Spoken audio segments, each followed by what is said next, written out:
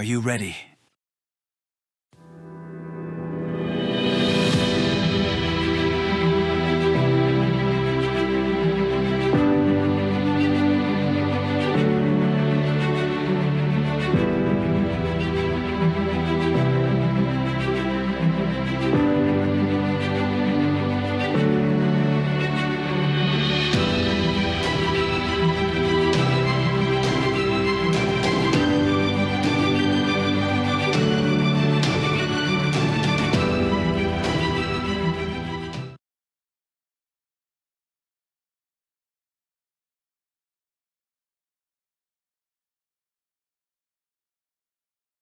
Hey, Brian. How's it going? Doing well, man. Doing well. You guys got a song that's out there. Drink this bar out of beer. Drink this bar out of beer tonight, right? It's kind of a mouthful for me. I don't know why.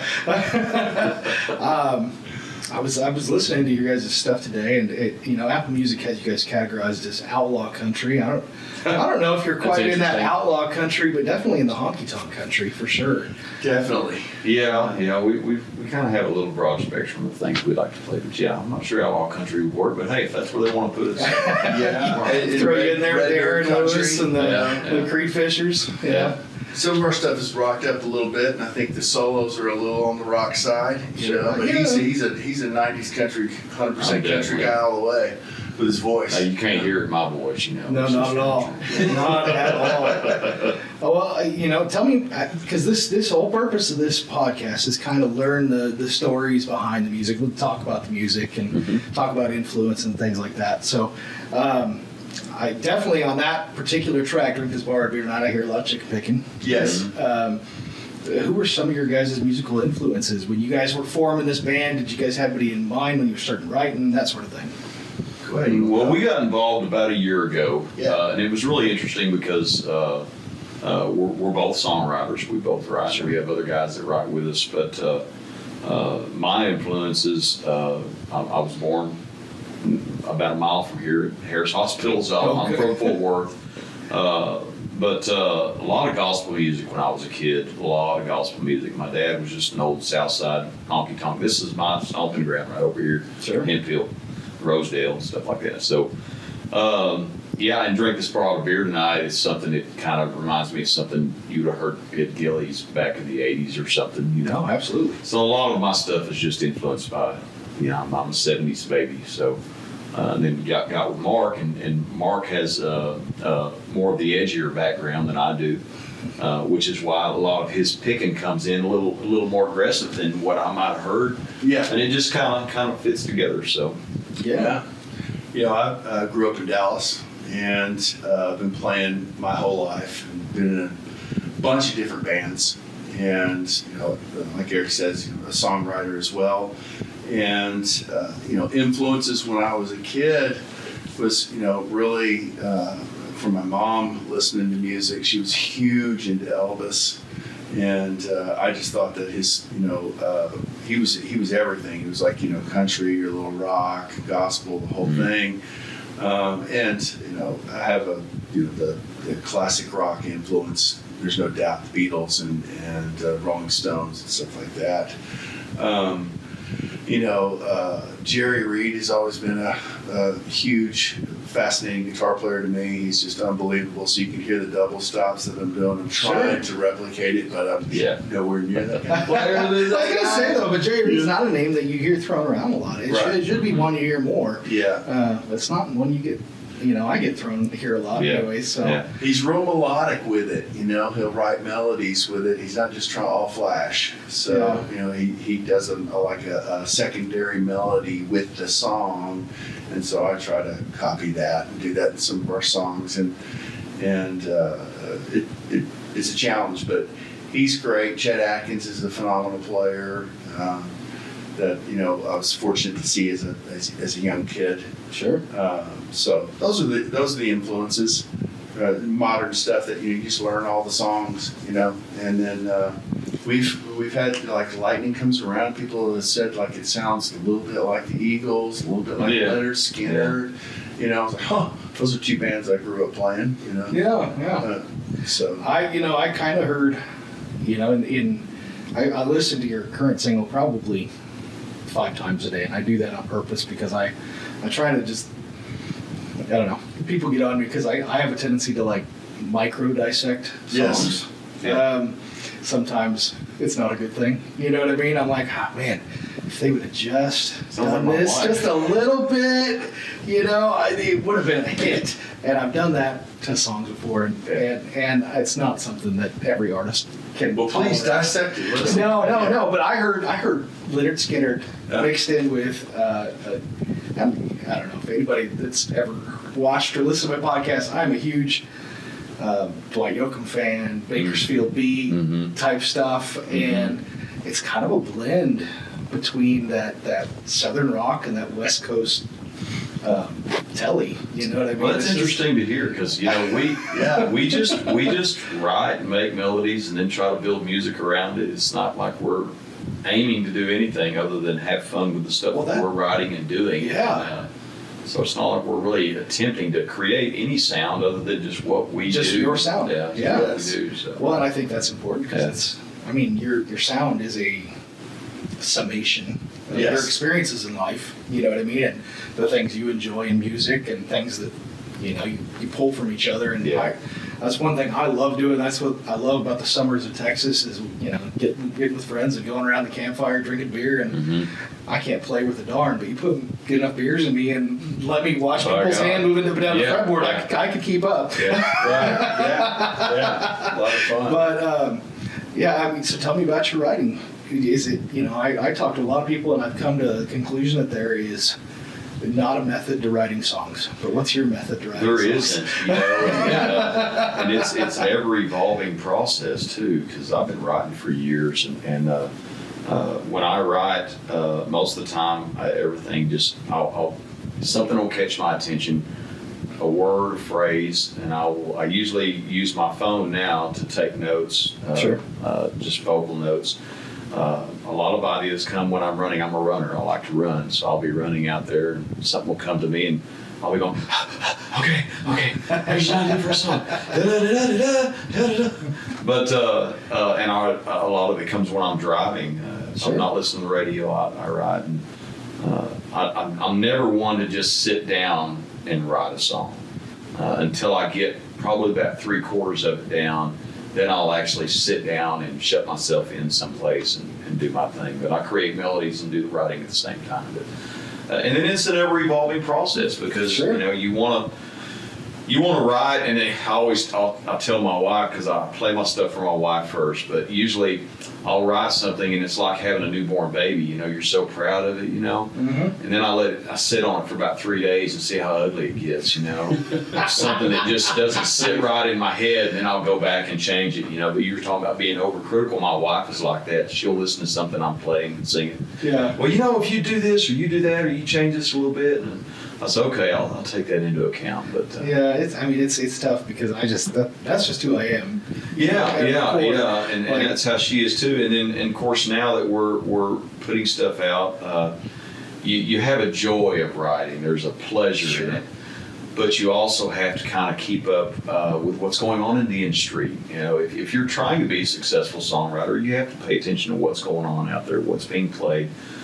So I've gotten to where I listen to a whole lot of different stuff out there. I love, obviously, Texas country, red dirt country, anything coming out of this region, but also listening to a lot of stuff that's coming out of Nashville and what's going on in that industry, because you can kind of get a grasp on what they're listening to and how to, maybe you can aim a little bit in that direction. I think that's a smart thing to do. So it's just ever evolving for me.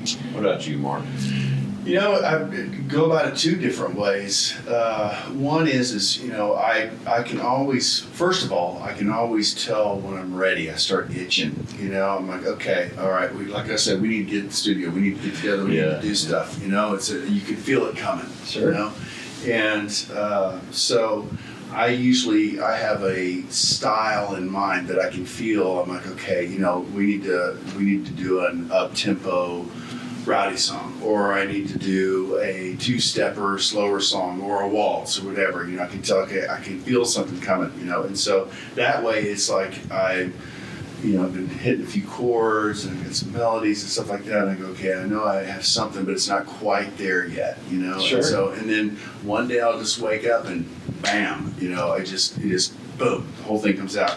And along the process, I'll come up with a topic that I think, or a cool title that I think will go with the emotion that's coming out on the guitar. A topic to write about. And then sometimes it is just the opposite, where I go, okay, I really want the song to be about this. Okay, this is what men feel. This is what their life experience, what they're going through. Or the opposite, women really like this, and try to relate to the audience, Sure. And then go, okay, so how do we create that emotion that's on paper and lyrics and put it through in the music? So those are really the two ways. It's one or the other. It starts on the guitar, or it starts with a really cool line that represents what we were trying to talk We want to about. get drunk and party. Yeah. As far as- That kind of seems like a theme in your music a little bit. We do have the rowdy side to us. There's no doubt about it. Yeah. Well, it's sometimes you just have to be politically incorrect. That's Yeah. what we used to say when we were kids. Sure. Yeah. Nowadays you can't say that stuff because everything has to be correct. We have drink this bar of beer tonight. We have No. can't stand the way I like to live. Yeah.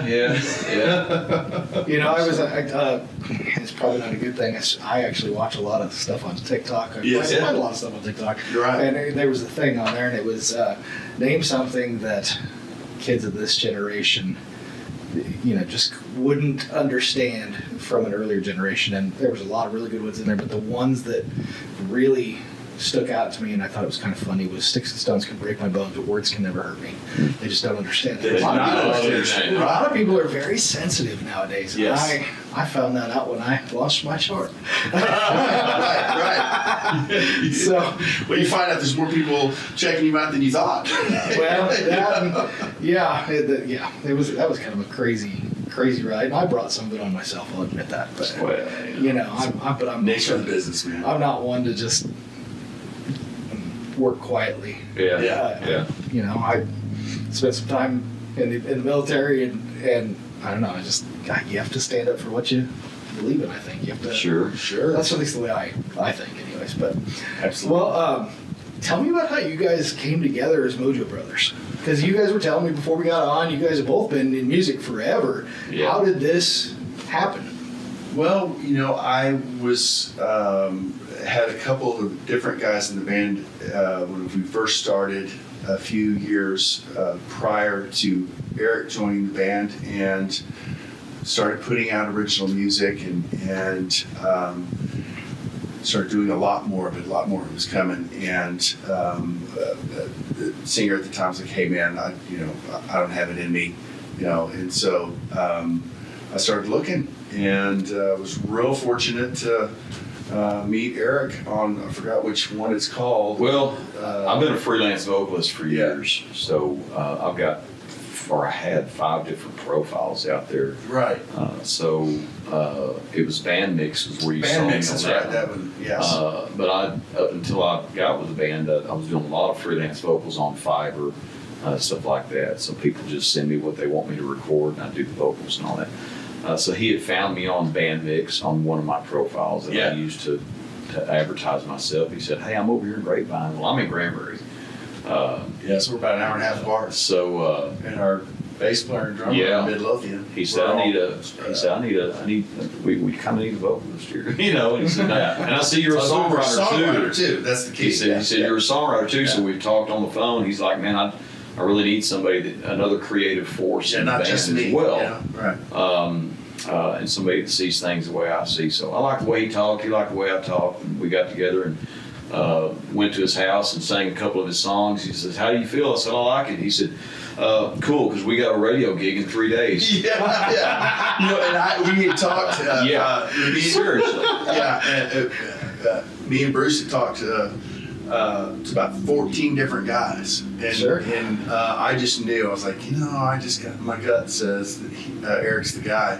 Clearly I was right, and a couple of the guys were his friends. He's like, "Well, man, I really want to go with this guy." I was like, "No, man, I can tell he's got the swagger and he's got the pipes, you know, and he's prepared like crazy, and I can tell he wants it, and he's a writer, man, you know, and so it worked out great. We hit the ground running, We yeah. We did. hit the ground running. We've been at it right about a year together, and Yeah. we've gone through one drummer, still got our bass player. Yeah, We lost one guitar player along the way, who's an awesome musician himself and a solo artist. yeah, But we're just gearing up, doing more and more. We're going to the studio all the time. We Yeah. recorded several songs. we in the just last- got out. a couple Yeah, days ago. we were in the studio Saturday and Sunday putting vocals on something that we just done, and yeah, we've got I mean, that's about great. 2 every month coming out. Our biggest issue is figure out which ones we want to record next. Yes. But then, of course, we're trying to get into getting these things out there for people to hear. So Well, I mean, you got a great team with Cynthia, and Yes, yeah, love Cynthia. she's a wonderful, wonderful person.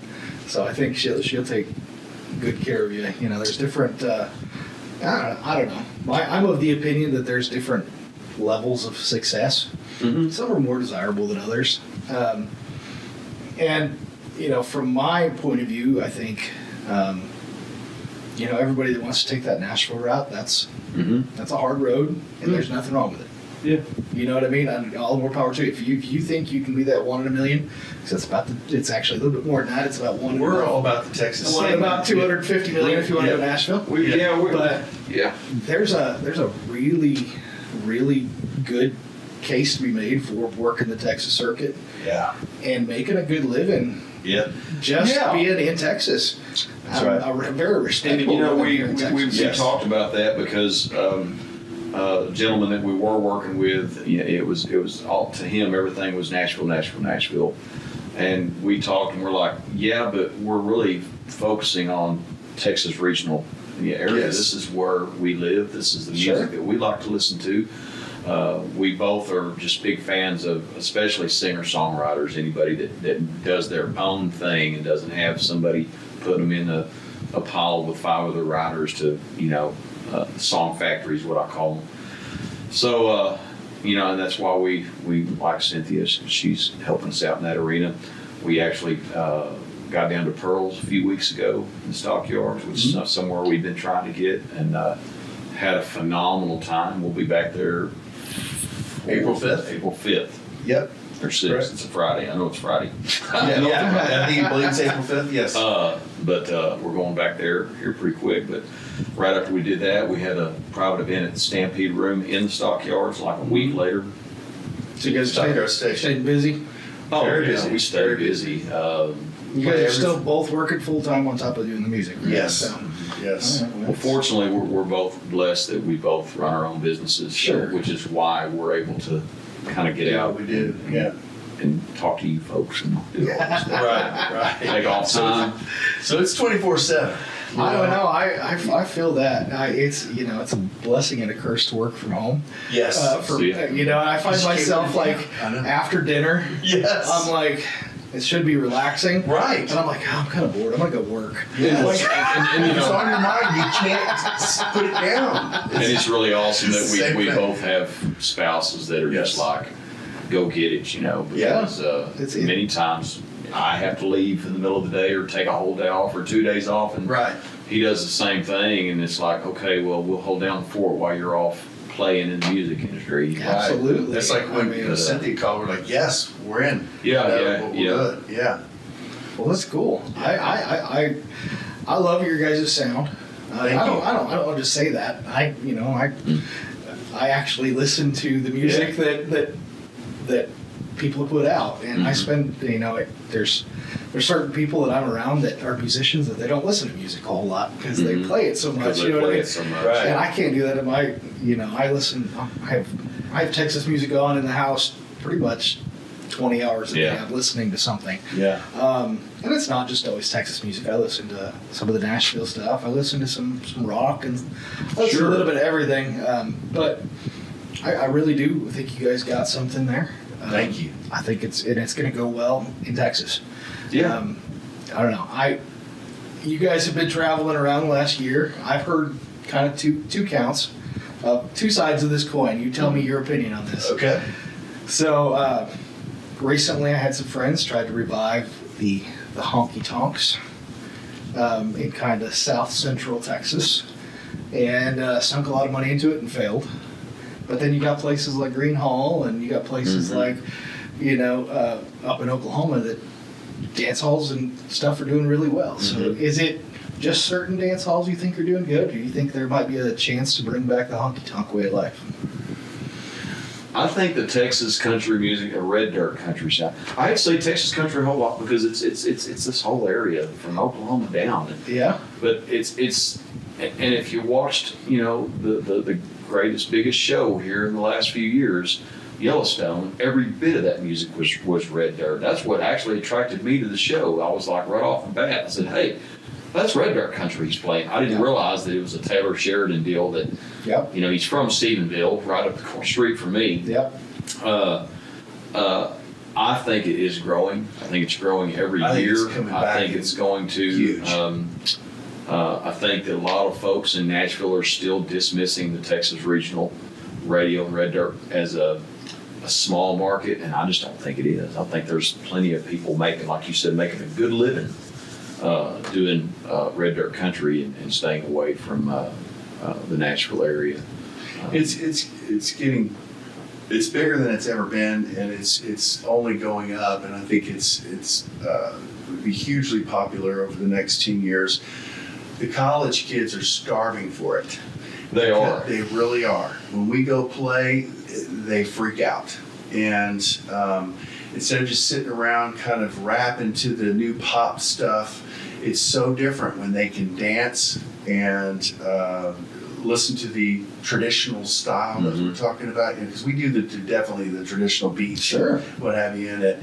And just put a little bit of, a little flair on top of it with the guitar stuff. But,